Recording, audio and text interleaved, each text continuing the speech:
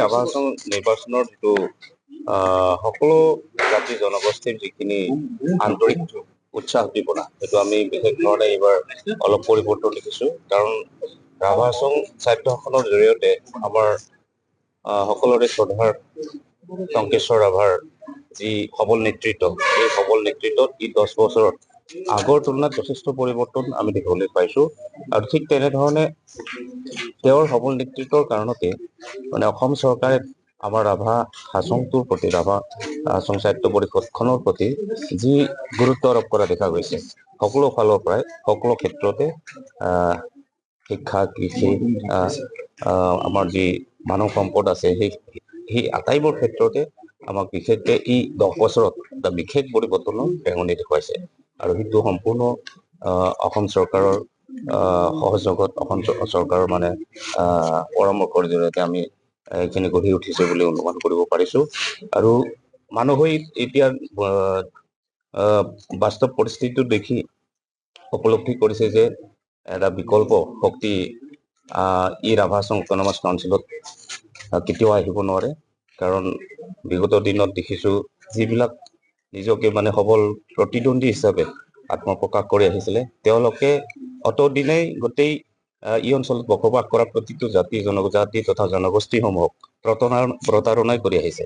ইয়াত বসবাস কৰা বিভিন্ন জাতি জনগোষ্ঠী আছে, আপোনালোকে জানে।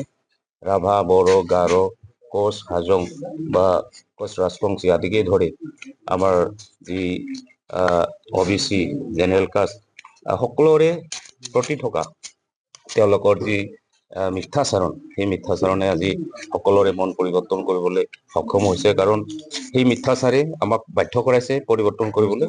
কাৰণ 10 বছৰ আগত ৰাভা হাছঙৰ যিটো পৰিৱেশ পৰিস্থিতি আছিল, বৰ্তমান আমাৰ বৰ্তমানৰ মানে CM টংকেশ্বৰ ৰাভা হাছং ছাত্ৰ সাহিত্য পৰিষদৰ দায়িত্বভাৰ গ্ৰহণ কৰাৰ পাছত, অৰ্থাৎ 13 চনৰ পৰা আমাৰ ৰাভা হাছং এলেকাত যথেষ্ট উন্নয়ন বা বিকাশ তথা যি সামাজিক এটা সুস্থিৰ পৰিৱেশ সেইটো গঢ়ি তুলিব সক্ষম হৈছে। এইটো আচলতে প্ৰত্যেকজন মানুহে ৰাজনীতি অবিহনে জীয়াই থাকিব নোৱাৰে। কোনোবা নহয় কোনোবা এংগেলতে আমি সকলো ৰাজনীতিৰ লগত ওতঃপ্ৰোতভাৱে জড়িত আছো, কোনোবাই হয়তো পৰোক্ষভাৱে, কোনোবাই প্ৰত্যক্ষভাৱে। গতিকে ৰাজনীতিটো হ'ল এজন মানুহে, এজন সুস্থ মানুহে নিজৰ যি জ্ঞান দক্ষতা বা আপোনাৰ চিন্তা শক্তি, সেই চিন্তা শক্তিটোক উচিত স্থানত বা যথাস্থানত প্ৰয়োগ কৰিব পৰা এটা সুন্দৰ মঞ্চ।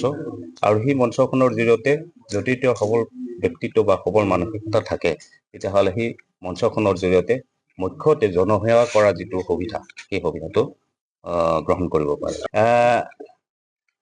এতিয়া মই একচুৱেলি এইটো প্ৰাৰম্ভিক অৱস্থা বুলি ক'ব লাগিব ৰাজনৈতিক পথাৰখনত। কাৰণ আপোনালোক জানে যে মই সদীৰ্ঘ 32 বছৰে সশস্ত্ৰ জাতীয় মুক্তি সংগ্ৰামখনৰ লগত জড়িত আছিলো। গতিকে মই বিশ্বৰত মূল হোটেলি ঘূৰি আহিছো। এতিয়া মোৰ 5 বছৰ ৰানিং হৈ আছে। আৰু এইখিনি সময়ত মোৰ যিখিনি অভিজ্ঞতা হ'ল ৰাজনৈতিক পথাৰখনত, সেই অভিজ্ঞতাৰ ফালৰ পৰা ময়ো নিজকে প্ৰস্তুত কৰিছো যে নিজৰ জাতি বা নিজৰ দেশখনৰ কাৰণে কিবা এটা ভাল পৰিৱৰ্তন আনিবৰ কাৰণে বা ভাল কাম কৰিবৰ কাৰণে এখন সবল মঞ্চ লাগে। আৰু সেই মঞ্চখনে বা উপযুক্ত মঞ্চ লাগে। সেই মঞ্চখন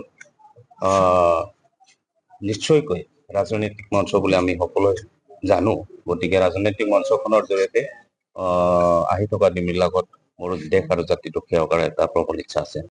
আপোনালোকে নিশ্চয় জানে যে প্ৰাৰ্থী হিচাপে নিজক প্ৰতিষ্ঠিত কৰিব লগা হ'লে প্ৰাৰ্থীজনৰ জ্ঞান দক্ষতাৰ উপৰিও আমাৰ দলৰ যি ঊৰ্ধ্বতম বিষয়ববীয়া বা নেতৃত্বত থকা ব্যক্তি, তেওঁলোকৰ আশীৰ্বাদ নিশ্চয় লাগিব।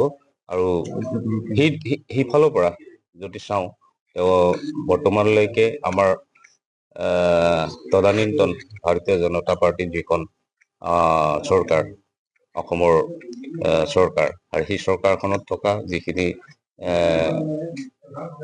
ব্যক্তি, তেওঁলোক সঁচাকে আমাৰ কাৰণে আদৰ্শস্বৰূপ। কাৰণ আমি যেতিয়াই বিভিন্ন সময়ত হতাশাগ্ৰস্তভাৱে বিভিন্ন স্থানত বিভিন্ন সংঘাতৰ সৈতে জড়িত হৈ থাকিব লগা হৈছিলে বা সংঘাতৰ লগত মুখামুখি হৈছিলোঁ, ঠিক তেতিয়াই তেওঁলোকৰ সুপৰামৰ্শৰ ফলশ্ৰুতিত বা তেওঁলোকৰ উৎসাহদীপনা যিকোনো খবৰৰ বাবে যোগাযোগ কৰক 7099017330 লগতে 7099017110 নম্বৰত।